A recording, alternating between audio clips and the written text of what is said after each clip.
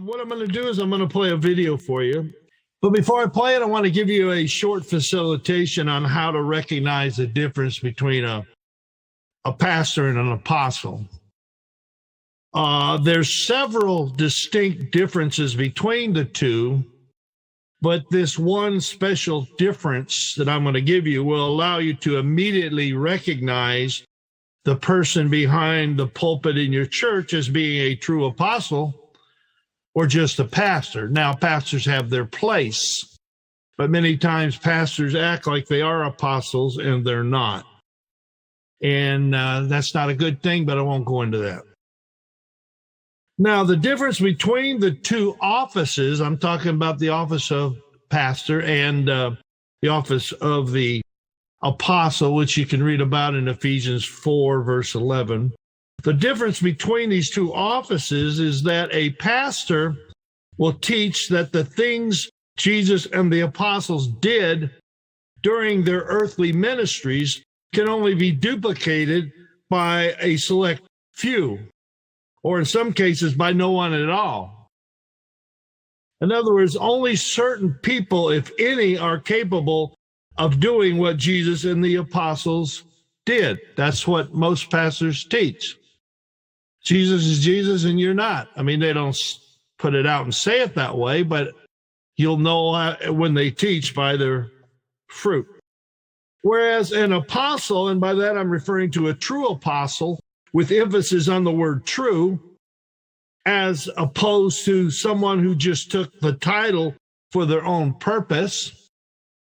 An apostle will teach that every Christian that's a dedicated follower of Christ can do what Jesus and the apostles did. In other words, unlike the one who holds the office of the pastor, the one who walks in the office of the apostle will teach that most everything we read about in the Bible that was performed by Jesus and the apostles is more than just historical fact, and that to the contrary is just as relevant to us in this present day and age as it was to those who lived during Bible times. So you see a lot of teachers on television, and they're good teachers, but that's all they do. They teach. In other words, they teach from a cognitive view, if you will, and you can learn the Bible that way, so that's good because teachers have their place, but they're not apostles. In fact, most of what was done in the Bible, i.e. preaching the kingdom, healing the sick, cleansing the lepers, raising the dead, and casting out devils, is supposed to be carried on by all believers, especially those in present day or last day ministry.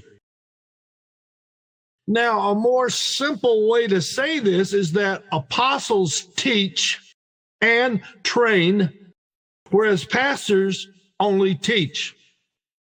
Not all, but most. And if you think about it, the Apostle Paul had his entourage, and everywhere he went, he was teaching them. Timothy, Barnabas, Silas. Now, what we're about to hear in this video is some of the things that I've been teaching for over 20 years. Not all, of course, because it's only one message. But some of those things. And the reason I'm showing it to you is to let you know that I'm not the only one that's been teaching it.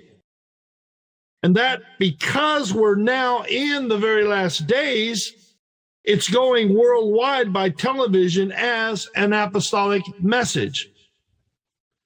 Now, up to this point, I've heard very few apostolic messages on TV. And that's because there's never been any apostles that I know of anyway, that were able to stay on TV long enough to teach these types of messages. That is until now. And God is changing things in these last days. I've been waiting for apostles to appear on television. In fact, I get this list of churches wanting pastors, and it comes into thousands. Pastors are just resigning left and right. They're quitting. They're whatever they're doing, you know. And they send me this every now and then, and The only reason I haven't deleted it or unsubscribed or whatever, I don't even know how I got subscribed to it. But the only reason I don't unsubscribe is I'm waiting until they're looking for an apostle. Well, that day is probably coming. Now, there's been a few that have tried to stay on TV, like John Eckhart and a few others, but because of the backlash they receive from what they teach, they ended up being disavowed by the networks. In other words, the price went so high they couldn't afford them anymore, and the networks did it on purpose and for other reasons. Now, I know that this person that I'm about to show you is an apostle, not only because of the content of his messages, but also because he's teaching directly to the believer rather than only to the select few who most pastors think are the only ones capable of doing what he's teaching.